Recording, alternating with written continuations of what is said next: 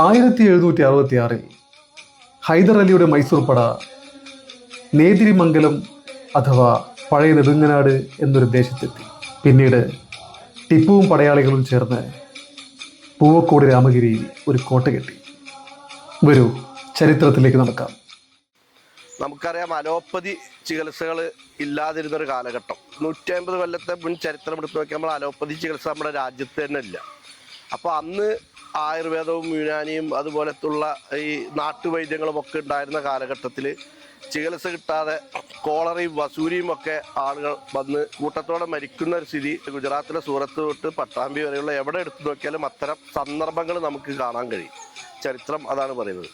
അങ്ങനെ ആ ചികിത്സകൾ ഇല്ലാത്ത കാലത്ത്, തൊഴിലുകൾ ഇല്ലാത്ത കാലഘട്ടത്തിൽ ടിപ്പുവിൻ്റെ പടയോട്ട കാലഘട്ടം മലബാറിലും ഉണ്ടായ ചരിത്രം നമുക്ക് വില്ലൻ ലോകന്റെ മലബാർ രേഖകളിലൊക്കെ നമുക്ക് കാണാൻ കഴിയും. ആ ടിപ്പുവിൻ്റെ പടയോട്ട കാലത്ത് പട്ടാമ്പിയുടെ ഈ ഓങ്ങല്ലൂർ പഞ്ചായത്ത് പ്രദേശത്തുള്ള രാമഗിരിക്കോട്ടയാണ്, വല്ലപ്പുഴയുടെ ഓങ്ങല്ലൂരിന്റെ കൊപ്പത്തിന്റെ ഇടയിൽ രാമഗിരിക്കോട്ട എന്ന് പറയുന്ന രാമഗിരിക്കുന്ന്. ആ രാമഗിരിക്കുന്നില് ടിപ്പുവിന്റെ പടയാളികൾ മലബാർ പടയോട്ട കാലത്ത് വന്ന് തങ്ങുകയും യാദൃച്ഛികമായ ആ സമയത്ത് ശ്രീരംഗപട്ടണത്ത് വെച്ച് ടിപ്പു കൊല്ലപ്പെടുകയും ആ കൊല്ലപ്പെട്ട സമയത്ത് ടിപ്പുവിൻ്റെ പടയാളികൾ അനാഥരാക്കപ്പെടുകയും ചെയ്തു.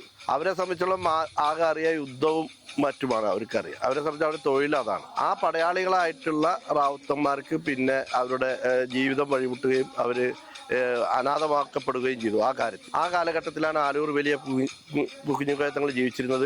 അദ്ദേഹം അവർക്ക് തൊഴിൽ കണ്ടെത്തുന്നതിന് സഹായിച്ചു. നെയ്ത്ത് പഠിപ്പിക്കുന്നതിനും അവർക്ക് വേണ്ട സാമഗ്രികൾ ഒരുക്കി കൊടുക്കുന്നതിനും അദ്ദേഹം സഹായിച്ചു. അന്ന് അവരെ രോഗങ്ങൾ വരുമ്പോൾ അവരെ ചികിത്സിക്കാനുള്ള കഴിവ് സിദ്ധി ആലൂർ വലിയ കുഞ്ഞുകയത്തങ്ങൾക്ക് ഉണ്ടായിരുന്നു. അവർക്ക് ചികിത്സ നൽകി അവരുടെ രോഗങ്ങൾ ശമനമുണ്ടാക്കി കൊടുക്കുന്നതിൽ ആലൂർ വലിയ കുഞ്ഞുകയത്തങ്ങൾ വലിയ പങ്കുവച്ചു. അതേസമയം അവരുടെ ഒരു ആത്മീയ ഗുരുവുമായി അദ്ദേഹം മാറപ്പെടുകയുണ്ടായി. അവിടെ ജാതിമത ഭേദമന്യേ അദ്ദേഹത്തിന്റെ വഫാത്തിന് ശേഷം അദ്ദേഹത്തിന്റെ ആറത്തിൽ നെല്ലും മൂടയും ഒക്കെ ആയി അദ്ദേഹത്തിന്റെ കുടുംബാംഗങ്ങൾ, പിന്തുണക്കാർ, അദ്ദേഹത്തിന്റെ പെൺമക്കൾ ഉൾപ്പെടെയുള്ള അദ്ദേഹത്തിന്റെ പേരമക്കൾ ഉൾപ്പെടെയുള്ള അദ്ദേഹത്തിന്റെ കുടുംബത്തിൽ കാഴ്ചകളുമായി റാവുത്തന്മാർ അവിടെ വന്നുള്ള പ്രാർത്ഥനയും അദ്ദേഹത്തിനുള്ള അവരുടെ തിരുമുൽ കാഴ്ചകൾ സമർപ്പിക്കുക. അത് വാഴക്കൊലകൾ ഉണ്ടാവും, നാളികേരങ്ങൾ ഉണ്ടാവും, നെല്ലും മൂടയും ഉണ്ടാവും.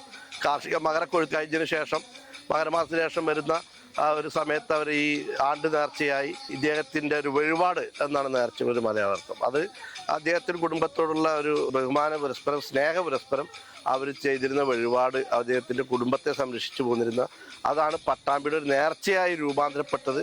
ഈ 111 കൊല്ലത്തെ ചരിത്രം പട്ടാമ്പി നേർച്ച എടുത്തു നോക്കിയാൽ അത് മതസൗഹാർദ്ദത്തിൻ്റെ ഈടും പാവും നൽകുന്ന ഒരു ഉത്സവം കൂടിയാണ്. ആ നിലയ്ക്കാണ് ഇതിനെ കാണേണ്ടത്.